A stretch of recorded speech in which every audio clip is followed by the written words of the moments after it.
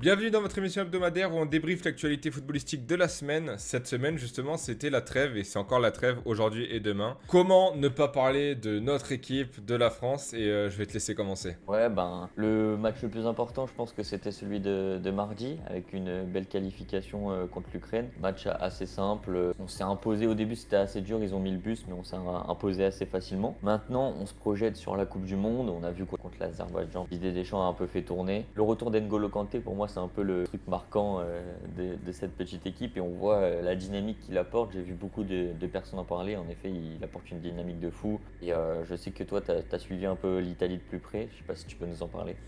Ouais, l'Italie encore barragiste. C'est un peu la surprise de cette Coupe du Monde. On s'attendait pas forcément à les voir barragistes. Enfin, quoique si on se fie aux dernières Coupes du Monde, si finalement. Mais voilà, dans un groupe où on voyait peut-être personne pouvoir venir les titiller, eh ben, on tombe sur la Norvège, la surprise de ce groupe qui se qualifie avec un sans faute même. L'Italie qui se retrouve encore une fois en barrage. C'est assez triste pour un pays qui, il y a même pas 5 ans, remporte l'Euro et qui est une nation quand même assez forte, qui est quadruple championne du monde. C'est franchement. Triple, je sais plus Ouais, triple ou exactement. quadruple. Quadruple, il me semble. Il me semble voir les 4 étoiles. C'est vrai que ces dernières années, c'est plus trop les années dorées de l'Italie, on va dire. La Squadra Azzurra commence à avoir quelques difficultés à se renouveler.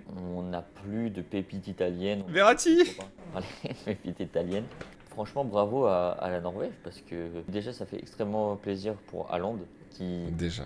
ne participait pas aux grandes compétitions et qui était vachement minimisé au niveau de sa nation. Il va pouvoir prouver et jouer une Coupe du Monde, c'est déjà incroyable. Pour continuer sur ça, je pense que c'est pas mal si on vous dit un peu comment on voit les choses, si on se projette un peu sur le truc. Nos pronostics. Ouais, entre guillemets nos pronostics, un peu. Quels sont nos favoris, quelles équipes on attend de voir. On a parlé de la Norvège, moi j'attends de voir la Norvège, j'ai hâte. Franchement, les équipes comme ça, scandinaves, Norvège, Suède ou autre, voilà, la Suède a fait faux pas, comme on Avec en un parlait un effectif peu assez avant. fourni, comme des Elanga, des Gyökeres ou des Isaac, qui terminent dernier d'un groupe avec le Kosovo, la Suisse qui termine premier. Ouais, c'est ça. Même pas C'est barragiste quoi, c'est vraiment très très dernier. décevant. Ouais, c'est vraiment, vraiment décevant pour un pays comme la Suède.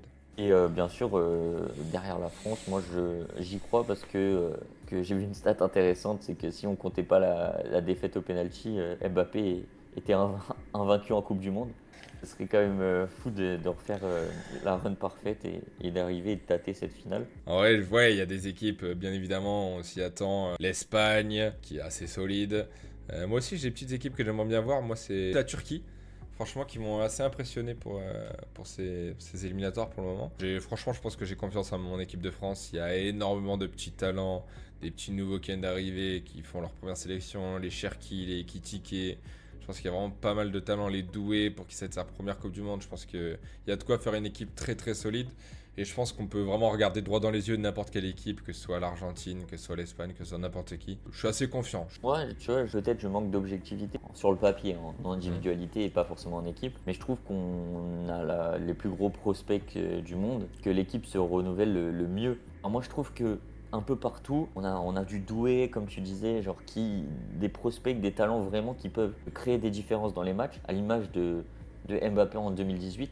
Des joueurs qu'on se dit pas forcément c'est des héros d'une nation, mais qui vont te faire une Coupe du Monde d'acharnés, Coupe du Monde où ils vont avoir envie d'y aller, de tout gagner parce que eux ils n'ont pas encore ce trophée avec l'équipe nationale et je pense que ça va être notre force. Ouais, après, là où je trouve aussi qu'il y a un petit problème, c'est que malheureusement, Deschamps n'a pas pu faire jouer l'équipe type qu'il voudrait mettre au mondial. Il n'a pas pu vraiment les tester ensemble. Donc, on va arriver contre des équipes qui seront peut-être déjà beaucoup mieux en place que nous. C'est ce qui me fait un peu peur là-dessus. J'ai vraiment hâte que cette Coupe du Monde démarre pour voir un peu ce qu'elle va nous proposer et les surprises comme on a pu avoir dans les dernières Coupes du Monde.